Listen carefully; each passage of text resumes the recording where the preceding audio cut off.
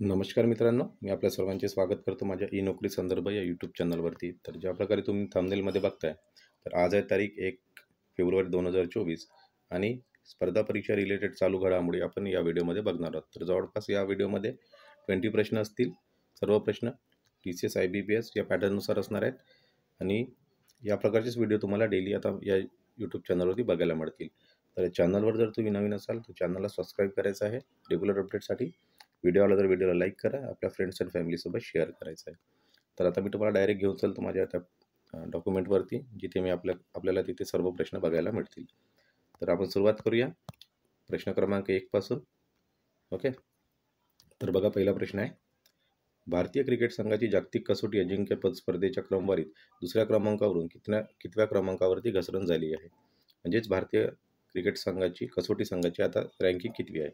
5, 4, 6 की 3? तर याचं करेक्ट उत्तर आहे 5. स्पोर्ट रिलेटेड प्रश्न आहे. अशा प्रकारचे प्रश्न एक्झाममध्ये आपल्याला बघायला मिळत असतात. नेक्स्ट प्रश्न आहे, जागतिक कसोटी क्रिकेट अजिंक्यपद स्पर्धेच्या क्रमवारीत कोणता देश प्रथम क्रमांकावर आहे? तर सोपा प्रश्न आहे मित्रांनो, बऱ्याचशा विद्यार्थ्यांना माहीत असेल हा. इंग्लंड, श्रीलंका, ऑस्ट्रेलिया की आफ्रिका? तर याचं उत्तर आहे, करेक्ट उत्तर आहे ऑस्ट्रेलिया हा संघ. तर चला आपण नेक्स्ट प्रश्न बघूया. खूप इम्पॉर्टंट प्रश्न आहे मित्रांनो या व्हिडिओमध्ये, म्हणून व्हिडिओ जराही स्किप न करता तुम्हाला संपूर्ण बघायचा आहे.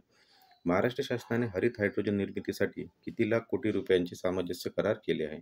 2.67, 2.76, 2.34 की 2.90? तर याचं करेक्ट उत्तर आहे 2.76. तर चला आता आपण नेक्स्ट प्रश्न बघूया. स्पोर्ट रिलेटेड हा प्रश्न आहे. ISF नेमबाजी विश्वचषक स्पर्धेत भारताची जी नेमबाज आहे सोनम मस्कर हिने कोणते पदक जिंकले आहे? कांस्य, सुवर्ण, कोणतेही नाही की रौप्य? तर याचं करेक्ट उत्तर आहे रौप्य पदक. नेक्स्ट प्रश्न बघूया. आशियान गटाचे यावर्षीचे अध्यक्षपद कोणत्या देशाकडे असणार आहे? भारत, चीन, लाओस की रशिया? तर याचं करेक्ट उत्तर आहे लाओस या देशाकडे यावर्षीचे एशियन स्पर्धेचे अध्यक्षपद. तर बघा नेक्स्ट प्रश्न आहे 6व्या क्रमांकाचा. कर्नाटक सरकारचा कवी सिद्धलिंगमय्या यांच्या नावाने देण्यात येणारा पुरस्कार कोणाला जाहीर झाला आहे? भालचंद्र नेमाडे, उत्तम कांबळे, राजेश पाटील की मधु मंगेश कर्णिक? तर याचं करेक्ट उत्तर आहे उत्तम कांबळे. याच प्रश्नाची रिलेटेड आपण आता सेकंड प्रश्न बघूया. तर हा प्रश्न आहे, ज्येष्ठ साहित्यिक उत्तम कांबळे यांना कोणत्या राज्य सरकारच्या वतीने कवी सिद्धलिंगमय्या यांच्या नावाने पुरस्कार देण्यात आलेला आहे? कर्नाटक, बिहार, उत्तर प्रदेश की हरियाणा? तर खूप महत्त्वाचा प्रश्न आहे मित्रांनो आणि याचं करेक्ट उत्तर आहे कर्नाटक या राज्याने. त्याच्यानंतर बघा नेक्स्ट प्रश्न, हरित हायड्रोजन धोरण जाहीर करणारे देशातील पहिले राज्य कोणते आहे? राजस्थान, गोवा, पंजाब की महाराष्ट्र? तर याचं करेक्ट उत्तर आहे महाराष्ट्र. ओके, चला आता नेक्स्ट प्रश्न बघूया. याच प्रश्नाशी रिलेटेड हा दुसरा प्रश्न आहे. महाराष्ट्र सरकारने हरित हायड्रोजन धोरण 2023 नुसार 2030 पर्यंत किती kilo ton per annum hydrogen निर्मितीचे उद्दिष्ट ठेवले आहे? 600, 500, 400 की 300? तर याचं करेक्ट उत्तर आहे 500 किलो टन पर ॲनम. त्याच्यानंतर नेक्स्ट प्रश्न बघा, इकॉनॉमिक्स रिलेटेड हा प्रश्न आहे. तर आपण बघूया हा प्रश्न. चला बघा, 2024च्या अर्थसंकल्पीय अंदाजानुसार देशाची सार्वजनिक क्षेत्रातील एकूण भांडवली गुंतवणूक किती लाख कोटींवरती गेली आहे? 12.6, 15.7, 17.5 की 18.6? तर याचं करेक्ट उत्तर आहे 18.6. चला आता नेक्स्ट प्रश्न परत हा स्पोर्ट रिलेटेड प्रश्न आहे. भारतीय बॉक्सर मनदीप जांगरा याने कोणत्या देशातील बॉक्सिंग स्पर्धेत विजेतेपद पटकावले आहे? अमेरिका, जपान, जर्मनी की सिंगापूर?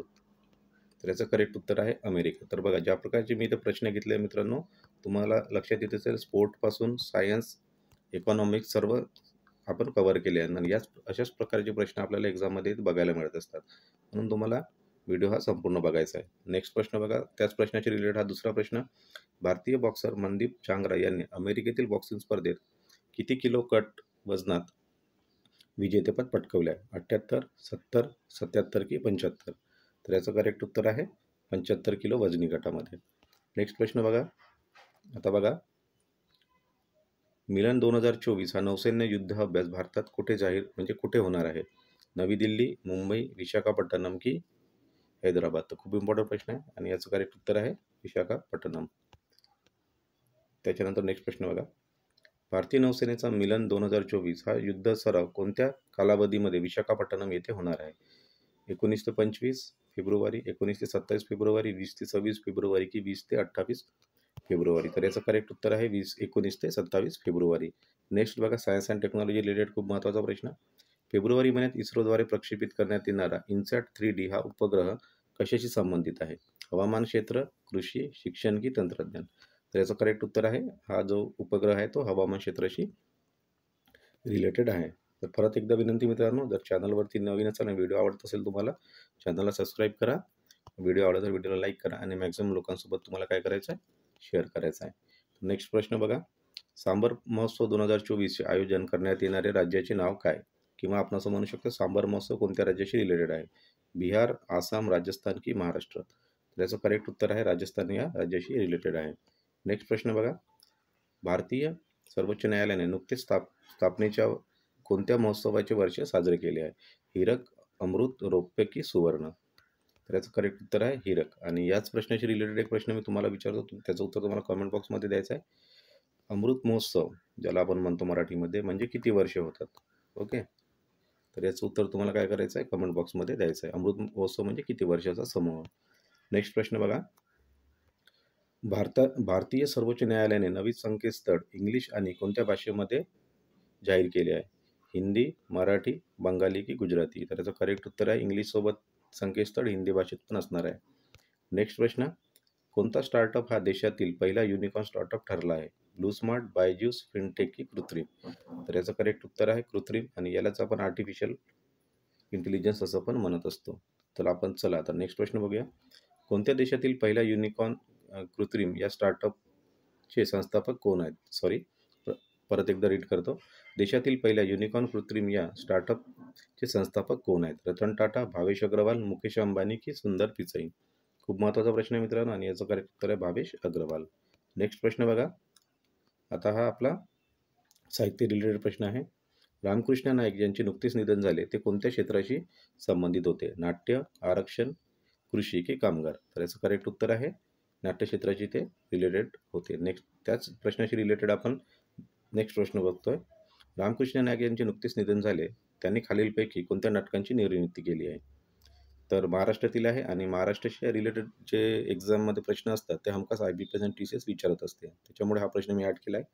पहिला आहे रायगडला जेव्हा जाग येते, नटसम्राट, संध्या की वरीलपैकी सर्व? तर याचं करेक्ट उत्तर आहे वरीलपैकी सर्व. नेक्स्ट प्रश्न बघूया, खालीलपैकी कोण भारतीय लष्करातील पहिल्या महिला सुभेदार बनले आहेत?